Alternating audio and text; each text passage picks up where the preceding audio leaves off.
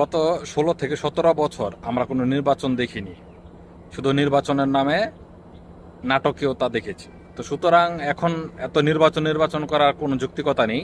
আমরা ভালো আছি, আমরা ভালো চলতেছি। সাধারণ জনগণ থেকে জরিপ করা হলে আমার মনে হয়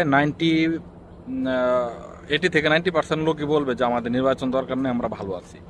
সুতরাং এত নির্বাচন নির্বাচন না করে আর কয়েকটা দিন থাকেন, দেশের পরিস্থিতিটা আর একটু ভালো হোক। এখন জনগণ মানুষ সরকারের উপর একটা আস্থা রাখতে পেরেছে। আপনারা নতুন করে যারা নির্বাচনে আসতে চাচ্ছেন তারা সবার আগে মানুষের আস্থা তৈরি করতে শিখুন যে না, আপনারাও দেশের কল্যাণে আছেন বা জনগণের কল্যাণে আছেন, এরকম একটা আস্থা তৈরি করতে শিখুন।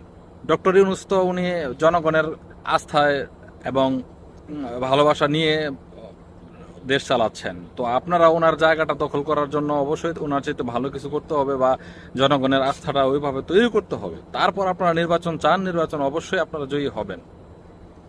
ঠিক আছে? তো এখন তো আসলে নির্বাচন, মানুষ তো রাজনীতি করে আসলে দেশের উন্নয়নের জন্য, কিন্তু এখন যে অবস্থা চলছে দেশে, মানুষ এখন নির্বাচন চায় তাদের ব্যক্তিগত উন্নয়ন করার জন্য, দেশের সম্পদ লুট করার জন্য মানুষ এখন রাজনীতিতে লিপ্ত হয় আর কি। এই মানে কয়েক বছর ধরে দেশের যে পরিস্থিতি দেখতেছি, লুটপাট ছাড়া মানে দেশে আর কিছুই দেখতেছি না। এই জন্য বলতেছি আর কি যে জনগণ আসলে ডক্টর ইউনূসের উপর একটা আস্থা চলে আসছে। এই জন্য সবাই চায় যে উনি আরো 4-5 বছর থাকুক, দেশের অবস্থা ভালো হলে তারপরে না হয় দেশের নির্বাচন আসবে, এই আর কি। তো নির্বাচন ছাড়া এতদিন চলতেছেন না, এখনো চলতে থাকুন, দেখুন দেশের উন্নতি হয়তো বা হতেও পারে।